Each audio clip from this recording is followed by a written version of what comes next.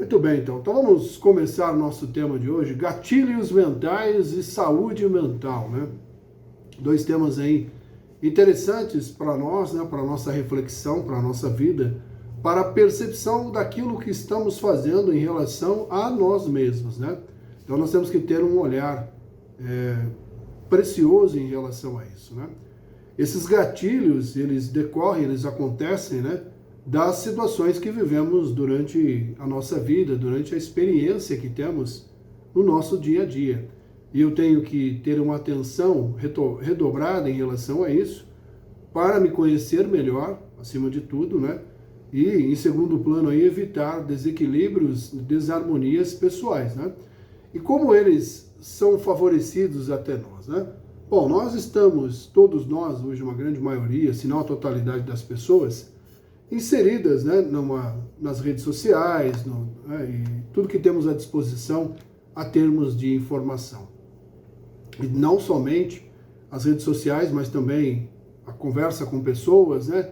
A leitura também gera muitos gatilhos, enfim, cada situação pode gerar aí alguma coisa, né, que pode despertar em mim, em você, alguma dor profunda que estava dentro de nós, adormecida, né? Ou que ainda estava no processo de adormecer, tá? Ou como também pode gatilhar situações lá de outras vidas e torná-las presentes no agora, onde eu tenho ali a necessidade de equilibrar aquilo, de transmutar aquela situação, tá? Eles acontecem de que forma? Imagine que você está assistindo um filme, alguma coisa, e há uma cena ali de uma separação, uma discussão entre um casal, e aquilo mexe com você profundamente, ao ponto de resgatar em suas memórias um relacionamento que você teve nessa vida, onde você passou ali, vivenciou a mesma experiência. E aí tudo aquilo que estava armazenado dentro de você, que estava ali contido dentro de você, tem naquele instante o ímpeto de sair para fora, de vir à tona, e se você não tiver o equilíbrio necessário, a força necessária, aquela energia de lá do passado, que foi gatilhada por uma cena de um filme inocente que você viu ali, de uma história, uma ficção, aquilo pode desencadear você novamente um processo de desequilíbrio, né? Então significa duas coisas aí. Primeiro, que eu tenho que avaliar o que consumo, né? Como consumo aquilo. E em segundo, que a situação não foi tão bem resolvida assim internamente em você.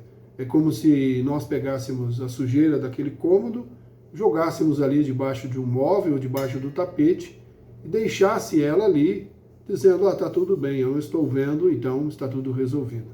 Quanto, na verdade, nós sabemos que ainda há dores envolvidas naquele processo.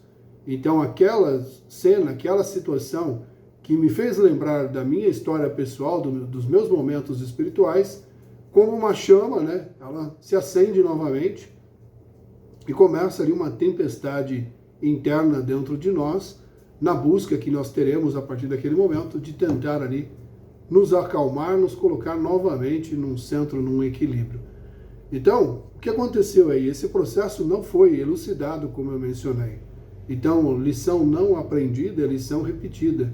Então, a vida, a sociedade, os meios de diversão, entretenimento, de relacionamento, de convívio, eles não deixarão de existir situações e momentos que gatilham as coisas em nós. Elas vão continuar, a vida vai continuar existindo, as demonstrações irão sendo aí colocadas a nós, na nossa frente. E aí, quando eu assimilo uma informação dessa, como eu estava dizendo, pode decorrer aí um processo de gatilhar alguma coisa ao ponto que você tem a percepção que você ainda não resolveu aquilo. Como eu sempre falo aqui, quando a gente está vivendo um problema, seja uma situação dolorida, muito dolorida para nós temos que buscar um entendimento, né, vendo pelo um viés espiritual, do que eu ainda não aprendi daquela lição, do que eu ainda não entendi daquele momento. Porque os desafios que nos cercam, né, nessa história que eu inventei aqui, ele tem o propósito da minha melhora, do meu crescimento. E somente escondê-lo ou fugir dele, né, para uma situação, né, muito longe de qualquer coisa, você está somente se enganando, né, está se tapeando no processo. Então, quando você estiver vivendo uma situação assim, pare em algum momento da sua vida e reflita, peraí, aonde eu preciso mudar, aonde eu preciso tomar uma decisão diferente, o que eu não olhei da outra vez que eu preciso olhar dessa vez. Fazendo isso, você consegue pôr um fim, né, imediato nisso, né? E há frentes que estudam o seguinte: quando uma situação dessa é gatilhada, né, por um agente externo, e aquilo que estava adormecido se faz presente, ao mesmo tempo eu crio um elemental à minha volta, um ser, uma cópia energética minha, que vibra naquela dor, que vibra naquele sentimento, e ela começará dali em diante um processo que é quase uma auto-obsessão, tá? Não seria propriamente uma auto-obsessão, mas ele está ali ao seu lado sendo alimentado pela situação. Então eu precisarei compreender isso, né? Como eu disse lá, por que eu estou vivendo isso, o que eu não aprendi ainda em relação a isso, consertar essa situação para mim, né, na minha vida pessoal, e depois desse consertar a situação, de se amenizar todo o estresse causado ali, eu incorporar para dentro de mim esse elemental, essa energia, aonde eu deposito ela novamente dentro de mim, como uma sujeira debaixo do tapete, mas dessa vez com harmonia, com entendimento, com clareza, com uma perspectiva positiva daquilo. Então eu trago esse eu energético, né, elemental, para dentro de mim novamente. E assim eu tenho aí a solução para este caso que foi gatilhado frente aí a uma simples cena, uma simples história, uma ficção de uma série que eu estava assistindo que despertou em mim um desequilíbrio emocional de um relacionamento, tá? Bom, eu dei aqui um exemplo de coisas pertinentes a esta existência. Mas muitas situações também que são oferecidas pelo mundo, né, de uma certa forma, elas gatilham vidas passadas, elas trazem lá do passado personalidades nossas que viveram situações como a representada à frente, que fazem com que eu traga elas de volta para mim, mais próximo de mim, e elas comecem ali uma interação muito forte comigo, de eu mudar completamente a minha postura, o meu posicionamento, as minhas ações, né? Trocar a forma de ver alguma coisa. Então isso responde a quem pergunta assim, puxa, mas nós encarnamos com um véu do esquecimento, isso não é justo. Fique tranquilo, que aquilo que é um problema encontrará uma forma de vir até você. O que é um problema pessoal vai encontrar uma forma de vir até você. Quando ele chega, o que eu disse sobre a história do relacionamento se faz também pertinente a essa questão. Chegou, eu senti que estou mudado, que estou diferente depois de tal situação que eu vivenciei. E agora o que fazer com isso, né? Esse é o ponto que nós temos que observar, mais uma vez. Tá, percebi que eu perco o controle assim, né? Quando isso acontece, o que eu posso fazer para, nesse momento, equilibrar esse pensamento, dominar esse pensamento e não permitir mais que eu sinta essas emoções desequilibradas. Então, é o que nós temos que observar em relação ao, por exemplo, que eu citei aqui, em relação a uma vida passada, né? Então, para ambos os casos, nós temos que ter esse olhar de estudo e de reflexão, tá? E eu falei, né, citei aqui a questão da saúde mental, né? Por que nós temos que cuidar dessa saúde mental? Porque se eu começar a observar aquilo que eu estou assistindo, aquilo que eu estou lendo, e procurar me envolver muito mais com informações que sejam da ordem dos bons pensamentos, do crescimento, do avanço de cada um de nós, eu tendo aí a colocar informações, gatilhar situações, para mim, mais positivas. Situações como o perdão, como a empatia, como a caridade, como o amor, como a fraternidade, né? Com o perdão pessoal, o perdão ao próximo também. Então, Agindo assim, eu estou colocando para mim mesmo, né, nas captações que eu faço da vida, coisas positivas para a minha jornada. Então, isso também vai gatilhar situações? Vai gatilhar. Isso também vai trazer situações à tona que eu preciso trabalhar? Com toda certeza. Mas você está se alimentando de algo que traz um desequilíbrio, e traz junto ao desequilíbrio uma forma de você conseguir ali ter um controle sobre aquilo, um equilíbrio sobre isso. Porque todas as obras filosóficas, espirituais, elas trazem ali o desequilíbrio e trazem consigo uma proposta de uma melhora, uma proposta de mudança, né? Então, você está gatilhando, mas ao mesmo tempo está passando por um processo ali de tratamento por si mesmo, né? Então, se eu não filtrar isso, eu caio dentro dessa cilada sombria, que para mim é uma cilada, essas informações, a vida como ela é aqui, e se eu deixar me dominar por elas, pelas paixões da matéria, pelos desejos da matéria, estarei aí rendido completamente à força sombria que está muito presente aqui em nossa vida, em nossa existência. Então eu tenho como obrigação isso, deveríamos ter como obrigação essa luta contra, né, essas informações, contra aquilo que eu administro para dentro de mim como um conhecimento, como uma verdade para mim. Então, se você ainda não tem o hábito de fazer essa peneira em relação àquilo que você consome, né, eu recomendo que, se assim você desejar, comece o quanto antes. Por exemplo, eu vou citar aqui exemplos da minha vida pessoal. Aqui em casa, né, a gente deve ter mais de 10 anos que ninguém assiste uma TV aberta aqui, né? Eu tirei há muito tempo isso da rotina da casa e aí a gente consome outros tipos de conteúdos, né?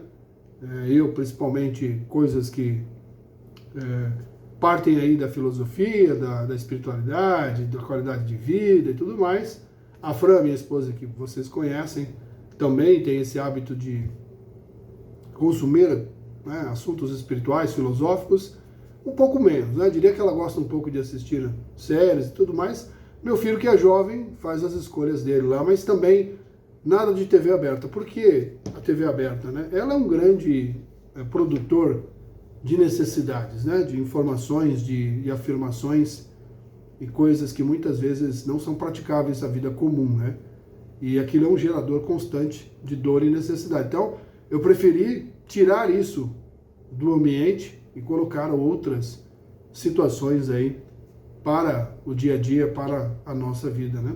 Porque eu disse isso ontem, volto a dizer hoje. Tudo aquilo que a gente observa hoje de informação nos coloca numa questão positiva, que é muito pouco, né? São muito poucos os canais aqui, as pessoas que trazem uma menção de um crescimento, de um olhar sincero e tudo mais, quando que a maioria exibe cada vez mais as benesses e as virtudes e os desejos e as qualidades, né? E as luxúrias e as avarezas da vida material. Então, aquele belo corpo, né?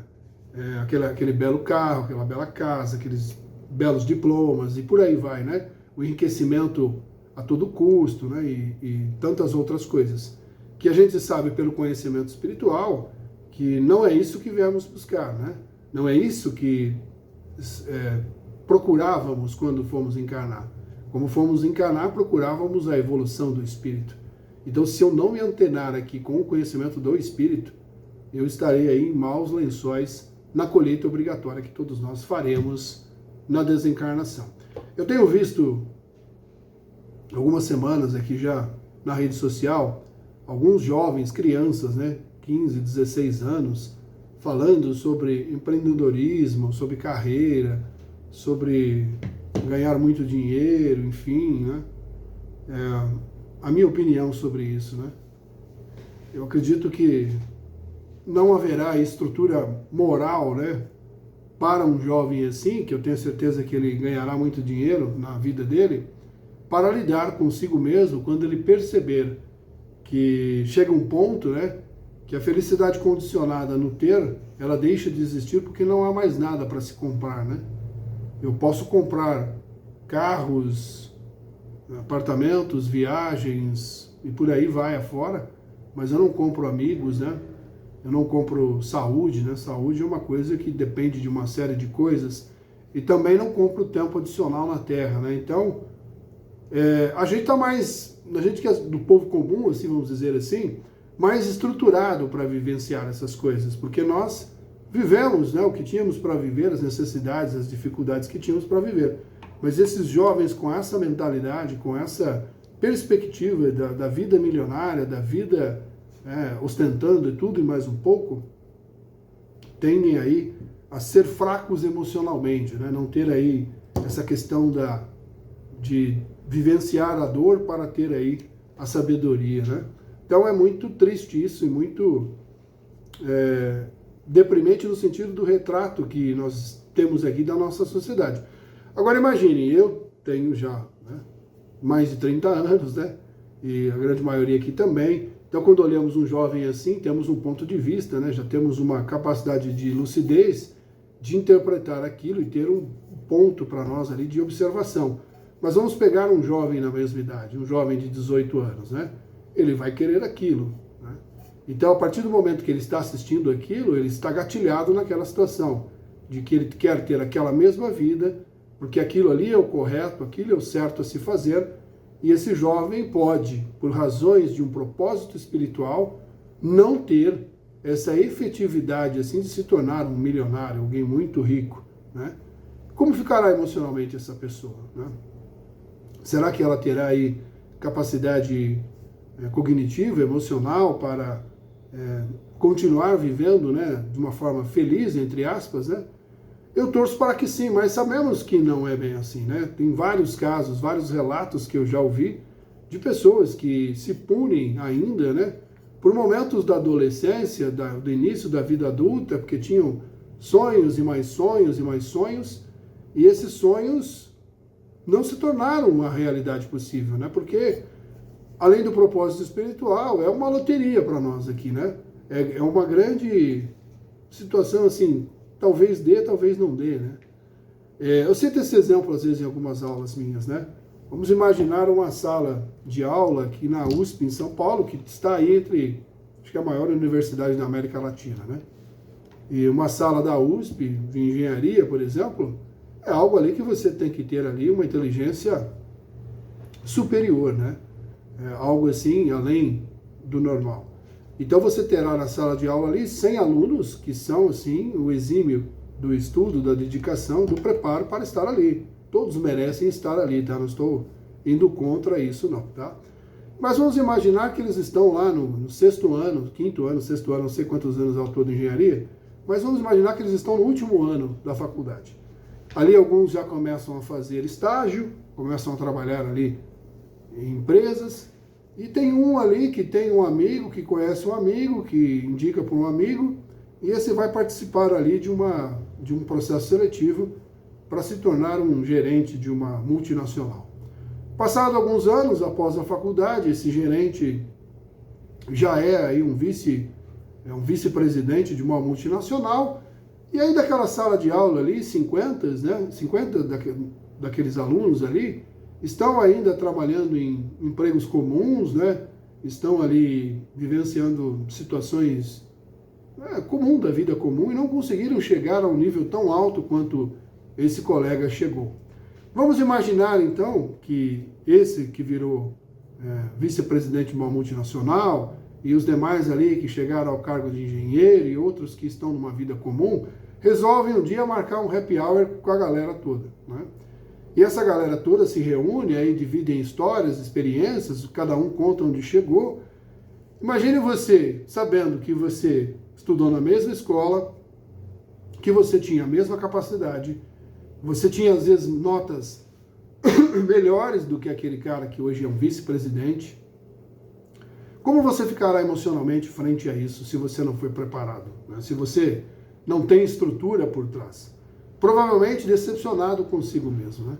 Provavelmente você vai pensar, por que eu, né? Eu não tenho sorte, né? Deus não está do meu lado, não está me favorecendo, porque eu estudei na USP, né? Na maior universidade da América Latina, e não consegui sequer arrumar um emprego numa indústria, numa multinacional. Então pode gerar vários problemas. E nós sabemos que por trás disso, né, numa visão espiritual, um tem que ser o vice-presidente e para aquele outro, ele será um mero trabalhador como todos nós, né? Mas nós que estudamos a espiritualidade, pelo menos deveríamos pensar assim, sabemos que o que eu vivo é o que é necessário para mim, né? Foi como a gente estudou ontem no capítulo 5 ali do Evangelho segundo o Espiritismo. Aquilo que eu estou fazendo agora, eu tenho que viver aquilo com resiliência. Se assim eu fizer, chegarei muito bem à vida espiritual. E esse que também é um vice-presidente, se fizer isso com resiliência, nas dificuldades que ele terá, ele também chegará muito bem na vida espiritual. Mas esse que tem a decepção, que tem a revolta, que tem a ira, porque ele tinha no sonho dele a verdade de que ele chegaria aos níveis mais altos aí dentro de uma multinacional, dentro de uma empresa dessa. Certamente que esse gatilho oferecido nesse encontro para ele ia gerar uma dor, uma frustração, uma sensação de impotência em relação à própria existência e própria vida, né? Então, isso é muito reparável, né, essas situações, quando eu faço algumas vezes, né, já fiz algumas, não, várias vezes isso, quando a gente faz uma meditação guiada para a criança interior, né, que nada mais é do que nós entrarmos num processo meditativo, aonde eu levo a pessoa a encontrar com a própria criança. Sabe aquela criança que brincava no quintal, que ficava dentro de casa, que imaginava ter isso, imaginava ter aquilo, e ser isso, e ser aquilo. Cada um de nós aqui imaginou um monte de coisa em relação a nós no futuro, né? E alguns conseguiram, efetivaram isso, mas pelo menos os que eu converso, a grande maioria não conseguiram. E aí quando você faz essa meditação para a criança interior, você percebe quando as pessoas voltam da meditação e começam a relatar a dor e o sofrimento que elas trazem por várias situações e sonhos que essas crianças tinham ou foram alimentadas a ter e não receberam, não concretizaram aquele sonho. E aí na vida adulta hoje, a autopunição existe de uma forma agressiva e violenta. Há uma sensação de autodestruição, de colocar-se assim numa condição muito inferior, né? Então, nós precisamos avaliar bem aquilo que consumimos, como eu estava dizendo, aquilo que eu compro como verdade, né? E aquilo que eu entrego para aqueles que estão sobre a nossa educação, sobre a nossa responsabilidade como pais, né? Aquilo que eu espero dele, né? E porque ele pode, se ele se alimentar dessa ideia plantada pela mãe e pelo pai, ele pode lá na frente ter aí um momento de uma depressão, né? Uma situação de, puxa, não consegui, eu sou um fracasso, né? Então, eu tentei a vida toda, e a Fran também, né, em comunhão comigo nesse sentido, colocar para o nosso filho de que ele tem que buscar algo que faça a ele feliz, né? Então, se ele desejar, pai, eu quero fazer isso, eu falo para ele, você fica feliz com isso? Tem a ver com você? Tem. Então, você tem meu total apoio. Eu quero estar feliz com isso? Vai fazer isso. Então, não é a carreira que supostamente pague mais, mas a carreira que supostamente deixe o mais feliz, mais realizado naquilo que ele sonha para ele, aquilo que ele deseja para ele.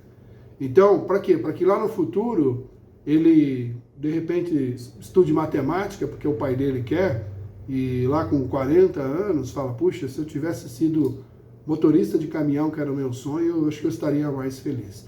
Todos nós passamos por isso, tá? Todos nós, a grande maioria, vive esses conflitos internos, vive essas situações, porque comprou verdades que não eram a verdade do coração, que era uma verdade colocada e uma verdade que a gente achou que impressionaria as pessoas sendo aquilo, se tornando aquilo. E esses gatilhos acontecerão no futuro, tá? Quando você conhecer uma pessoa que ela faz exatamente aquilo que você gostaria de ter feito, quando você encontra alguém que tem muito menos do que você, né, em termos financeiros e materiais, mas é extremamente mais feliz e realizada do que você, e aí os conflitos começam. Claro que nessa hora, nesse momento, nós temos que nos apoiar sobre o conhecimento espiritual e buscar entendimento e ver, puxa, eu vivo isso porque eu preciso estar vivendo isso e tudo mais e tal, para que a gente possa se desprender dessa energia e voltar à normalidade de cada um de nós, tá? Mas temos sim, né? Como última aqui palavra em relação a esse assunto, use um filtro, tenha critério, né? Quando acontecer os gatilhos, medite, reflita sobre aquilo e tente avaliar em si mesmo aonde você precisa se tornar melhor naquele sentido e desenvolver alguém mais sábio, mais equilibrado para viver na sociedade, para consumir conteúdos. Porque a sociedade não deixará de existir e os conteúdos também não deixarão de existir. E isso tudo é o que gatilha os nossos desequilíbrios do agora e também de vidas passadas. Tá certo, pessoal? Então, nosso tema de hoje era esse.